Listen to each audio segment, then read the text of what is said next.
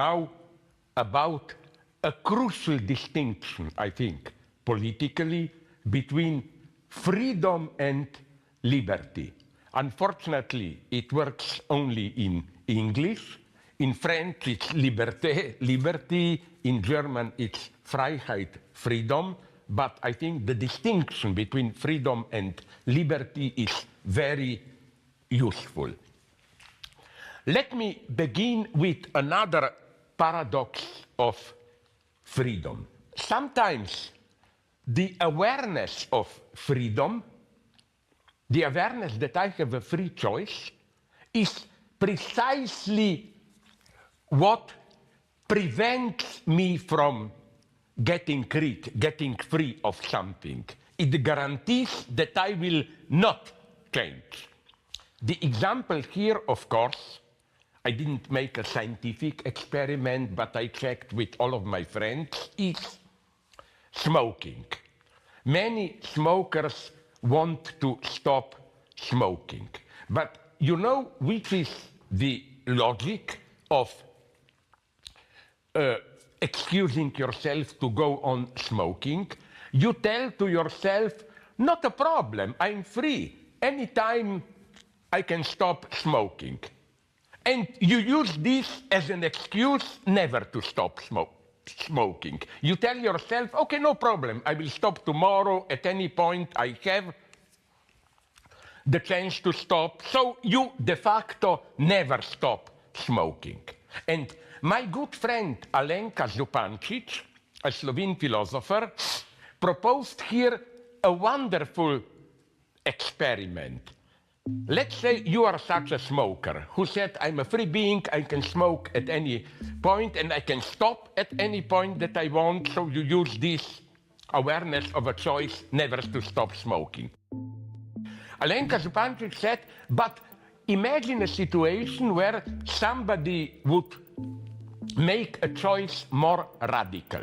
Somebody, an authority, would tell you, yes, you are free to choose between smoking and not smoking, but the choice you make will oblige you to the end. That is to say, if you choose going on smoking, you will never be allowed to go back to non-smoking, and vice versa. That would be the real choice. Then you would really have to decide. And I think true freedom would be this more difficult situation, where you don't have the excuse, okay, I will decide tomorrow. You have to take the big decision now, with no chance of undoing it later. This is what happens in wars for freedom, like in Ukraine today.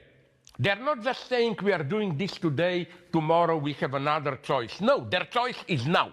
They have to decide now forever. Here enters the difference between liberty and freedom. This difference, I think, refers to what the German philosopher Hegel defined as the difference between abstract and concrete freedom. What we mean in our daily language as freedom is what Hegel calls concrete freedom, which means freedom whose contours are determined by the existing space of not only explicit regulations and rules, but especially, even more, unwritten rules. For example, that's why I, in a position which is very problematic for some, that's why I was absolutely for obligatory vaccination. Because, of course, in some abstract sense, you were not free if the state says you must get vaccinated. But a good argument for vaccination is for me that by not getting vaccinated, you limit everyday freedom of other people. You expose them to danger and so on and so on. We are only free within a certain scope of rules. For example, let's say I'm free at the most stupid level. I'm free to go into the city, to walk around, to buy things, whatever. This presupposes that I can expect other people to follow certain rules of decency, that they will not beat me, attack me. This presupposes that everybody recognizes money. And I have normal space of social interaction. Even more important here is that to enjoy this concrete social freedom, I have to obey unwritten rules. Written rules are not enough.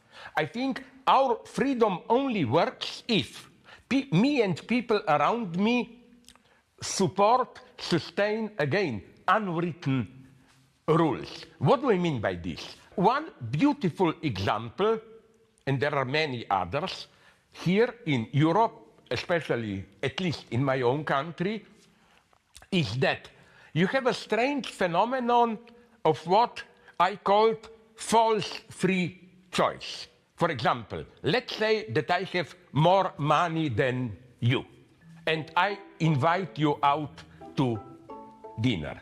It's clear to both of us that I will pay.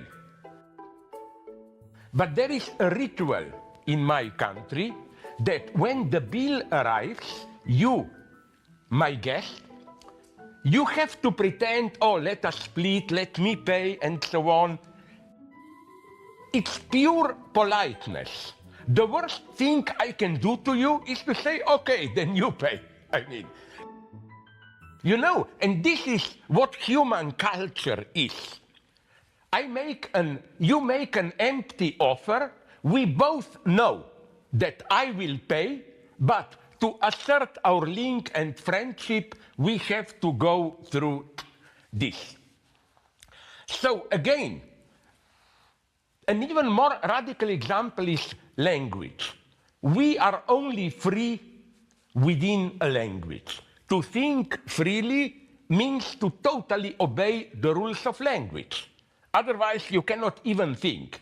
So this is, again, concrete freedom.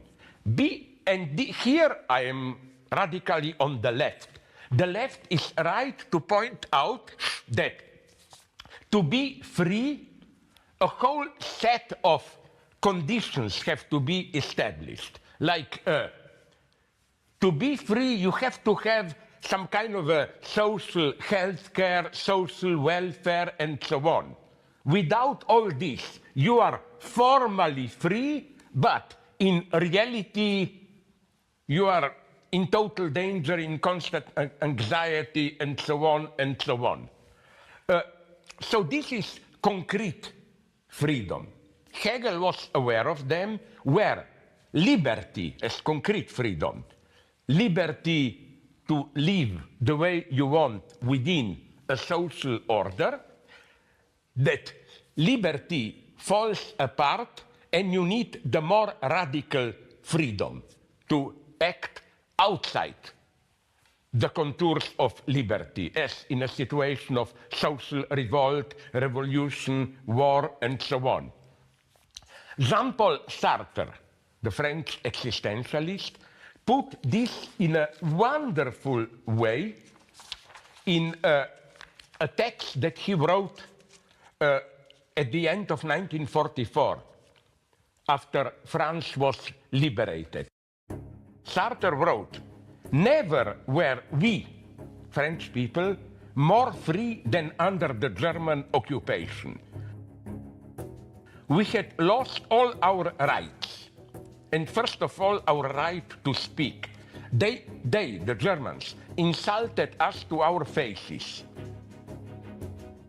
And that is why the resistance was a true democracy.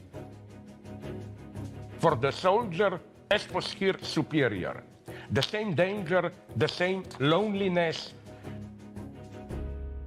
So the situation Sartre is describing, it's not of liberty, You were totally controlled by the German people, were liquidated, tortured, abducted, and so on. But in some sense, they were radically free. They had to make the radical choice, risk everything, fight for freedom. And I think the same holds now for Ukraine. They are certainly not living in liberty. Even in the parts which are not yet occupied by the Russian army, they have to obey certain discipline and so on. But since their way of life is at stake, they have to decide radically to choose a side, to fight for their way of life.